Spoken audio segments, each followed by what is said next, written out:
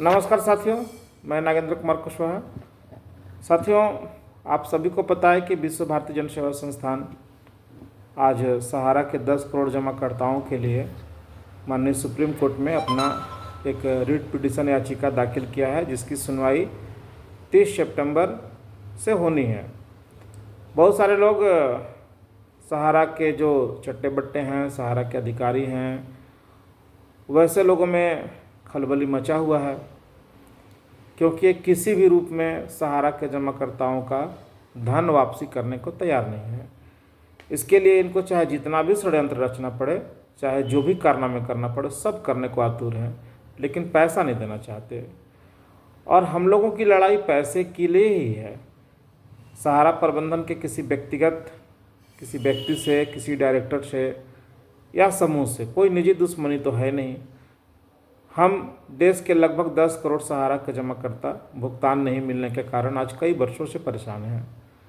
और तब बहुत सा विनती आरजू सहारा प्रबंधन को लिखित रूप से, मौखिक रूप से कई बार हम लोगों ने किया, लेकिन उसका उन लोगों ने जवाब देना भी उचित नहीं समझा और मामले को उलझाते चले गए। आखिरकार तंग आकर के हम लोगों ने आंदोलन किया। आंदोलन से भी रास्ता नहीं निकला तो विश्व भारती जन सेवा संस्थान ने माननीय सुप्रीम कोर्ट का दरवाज़ा खटखटाया और अपना सारी पीड़ा को वहाँ पे दर्ज करवाया, जिसकी सुनवाई 30 सितंबर को होनी है। अब दूसरी तरफ सहारा के जो मैनेजमेंट में जो बैठे हुए लोग हैं, सहारा के साथ आज भी लोग सपोर्टर हैं, चट्टे बट्टे हैं, जो किसी रूप में नहीं चाहते कि सहारा के जमाकर्ताओं का भुगतान हो। वैसे लोग एक्टिव ज़्यादा हो गए अभी कुछ दिनों से सोशल मीडिया पर और बाकी जगह जो है। आप देख ही रहे होंगे किस प्रकार ये लोग उल्टा पुल्टा व्यवहार कर रहे हैं। कल रात की जो घटना घटी, रात में विश्व भारती जन सेवा संस्थान का एक व्हाट्सएप ग्रुप है जिसमें कि 1000 से ज़्यादा लोग जुड़े हुए हैं। उस ग्रुप में 12:30 बजे रात के बाद में एक व्यक्ति वॉइस ऑडियो रिकॉर्डिंग करके लगातार डालता रहा और मुझे, मेरे परिवार को अभद्र गंदी गंदी गालियों से नवाजा। फिर भी हमने उससे विनम्रता से पूछा कि भाई कहाँ के रहने वाले हो, कौन हो, अपना बात बता दो। लेकिन बहुत चैट करने के बाद भी उसने कहा कि मैं कलकत्ता में रहता हूँ, सहारा सदन में नौकरी करता हूँ और तुझे देख लूँगा। धमकियाँ भी दिया, गालियाँ भी दिया, बहुत तरह का ये किया, जिससे मैं बहुत आहत हुआ। ऐसा नहीं कि मुझे इसका दुख नहीं, बहुत दुख है कि विश्व भारती जन सेवा संस्थान आज जिस उद्देश्य के लिए लड़ रहा है और पूरी पारदर्शिता के साथ लड़ रहा है, आज पूरे देश के लोगों से मैं एक बात सवाल पूछना चाहता हूँ, क्या किसी ने मुझे या मेरे किसी भी पदाधिकारियों को पर्सनल खाता में 1 रुपया भी कैश के रूप में दिया क्या? जो भी संस्था में 250 रुपये का मेंबरशिप आया, वो पैसा सीधे सीधे संस्था के खाता में गया। और विश्व भारती जन सेवा संस्थान के राष्ट्रीय सचिव होने के नाते मेरी जिम्मेवारी थी कि उस खाते का जो भी स्टेटस है वो मैं आप लोगों को लगातार देता रहूं कि उस खाते में कितना पैसा आया, कितना खर्च हुआ, जो हमने लगातार ग्रुपों के माध्यम से, वीडियो के माध्यम से आप लोगों को देता रहा। अंत में जब हमारे पास लगभग 29,000 मेंबर्स आ गए और करीब 45-50 लाख रुपये भी आ गए, तो हमने खुद ही रोक दिया कि अब मुझे पैसा नहीं चाहिए और मैंने वीडियो बना करके डाला कि अब लोग पैसा संस्था में नहीं डालें। हम लोग अलग से लीगल लड़ाई लड़ने के लिए 1 रुपया भी नहीं लिए। जो संस्था को मेंबरशिप के रूप में आया, उसी पैसे से हम आज लीगल लड़ाई लड़ रहे हैं। और क्या लोगों को नहीं पता है कि माननीय सुप्रीम कोर्ट में अगर आप जाते हैं एक केस लड़ने के लिए तो खर्च कितना आता है? आप अपने थाने में जाते हैं और एक FIR की कॉपी अगर लगानी पड़ जाए, जिसमें एक लगाना पड़ जाए अगर आपको एफिडेविट, तो लगभग 250 से 300 रुपया लग जाता है।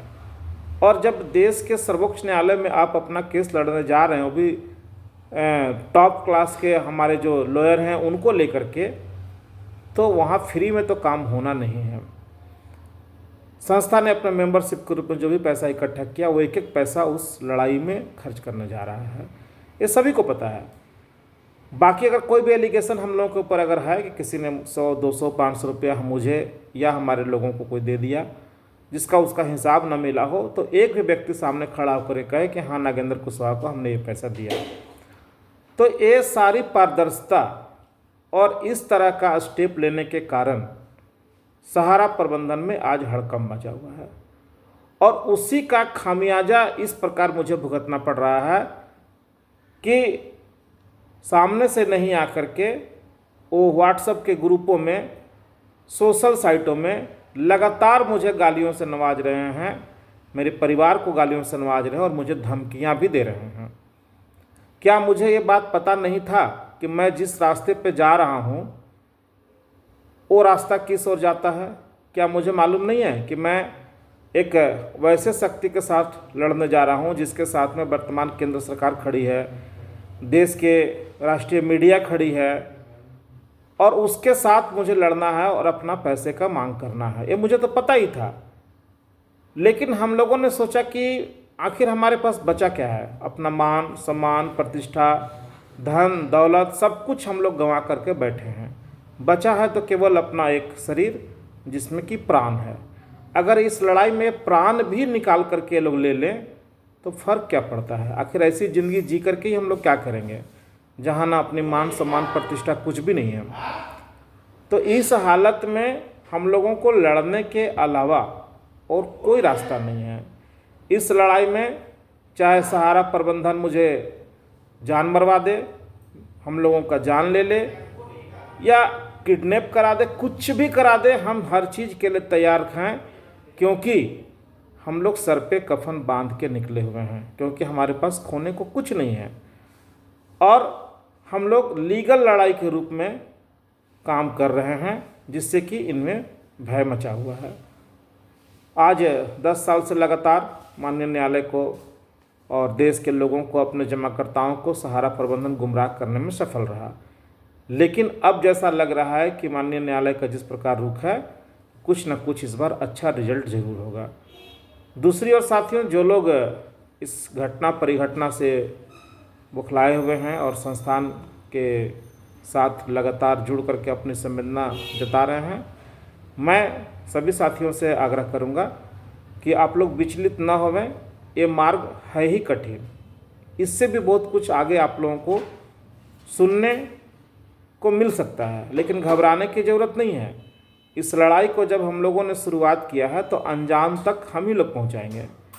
कल मैं रहूं या न रहूं, या हमारे जो लोग इस लड़ाई में साथ दे रहे हैं वो रहें या न रहें, लड़ाई नहीं रुकना चाहिए किसी भी हालत तक नहीं, जब तक कि हम लोगों का भुगतान न मिल जाए और जो लोग हम लोगों के साथ गलत किए हैं उनको जेल के सलाखों तक हम लोग पहुँचा न दें। तो साथियों, मैं घबरा नहीं रहा हूँ, मैं पीछे हट नहीं रहा हूँ, मैं पूरी मुस्तैदी के साथ विश्व भारती जन सेवा संस्थान के बैनर तले मुस्तैदी से खड़ा हूँ। आज मैं ये वीडियो केवल अपने जितने भी फॉलोअर्स हैं और जितने भी हमारे संस्था के मेंबर्स हैं उनके लिए बना रहा हूँ कि आप लोग घबराएं नहीं, हम लोग लड़ाई में आगे बढ़े हैं। अगर ऐसा कुछ हुआ, इस लड़ाई को आप लोग आगे बढ़ाने को तैयार रहिएगा। आज़ादी की लड़ाई में बहुत लोग शहीद हो गए, तो क्या आज़ादी की लड़ाई रुक गई थी क्या? हाँ, थोड़ा समय लग गया था, 4 शहीद होते थे, 4 शहीद फिर चले आते थे। इस लड़ाई को उसी तरह से हम लोगों को लड़ना होगा। ये लड़ाई आर्थिक आज़ादी की लड़ाई है, जिसे सहारा प्रबंधन ने देश के लगभग 60 करोड़ लोगों को अपना आर्थिक गुलाम बना लिया, वैसे शक्तियों के साथ लड़ाई है। तो मार्ग कठिन है, लेकिन मंजिल सामने दिख रहा है। साथियों, आप सब विचलित न हुए, संस्थान पर भरोसा रखें और ऐसे लोग जो कीड़े मकोड़े की तरह आ जाते हैं, गालीबाज लोग, ऐसे लोगों से डरने की ज़रूरत नहीं है, क्योंकि इनका जुबान ही ये परिचय देता है कि ये किस तरह के ख़ानदान के हैं और किस तरह फैमिली से बिलोंग करते हैं। तो ऐसे लोगों के लिए क्या कहिएगा? अपने आप को तो बड़ी जाति का भी प्रकट कर दिए। अब मैं इस पर तो जानना नहीं चाहता, और एक तरफ अपना वो फ़ोन स्विच ऑफ ही करके रखे हुए हैं। देश के लोग उनसे बात करना चाह रहे हैं कि आखिर आपने ऐसा क्यों किया, तो फ़ोन स्विच ऑफ कर लिए। हमने भी कई बार सुबह से फ़ोन उनको लगाए, वो स्विच ऑफ कर लिए हैं। अंततः हमने सोचा कि उनसे एक बार बात करूं, हो सकता है कि बात करने से उनका मन में अगर कुछ पीड़ा हो या कोई तकलीफ़ हो तो निकल करके बाहर आ जाए, लेकिन उन्होंने बात करना उचित नहीं समझा, अपना फ़ोन स्विच ऑफ कर दिया।